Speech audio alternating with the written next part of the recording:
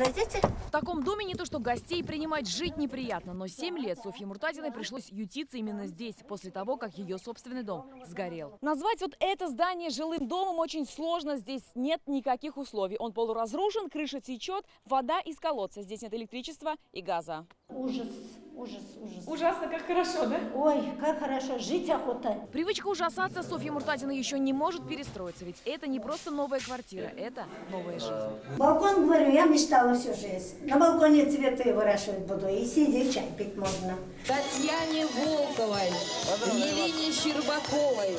Сегодня ветхая на новой в Пестричинском районе сменила 21 семья. Всего же в этом доме 44 квартиры. Сюда же переселили ветеранов, сирот и многодетных. Очень важно, чтобы действительно каждый гражданин нашей республики жил в хороших условиях.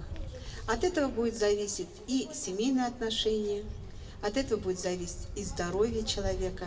Вообще красота. Новое жилье и инфраструктуру сегодня получили десятки семей Азнакаевского района поселка Актюбинский. Все переселенцы из ветхого жилья. С начала одноименной программы жилье получили еще 36 из 100.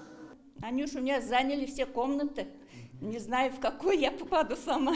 Сегодня открываем, заселяем 2 дома, 18-квартирных, которые мы построили по программе через Государственный жилищный фонд. Напомним, что программа по переселению из аварийного жилья должна быть завершена к концу этого года. Сейчас новые квартиры в рамках программы уже получили 1,5 миллиона семей. К сдаче по республике готовится порядка 3000 квартир.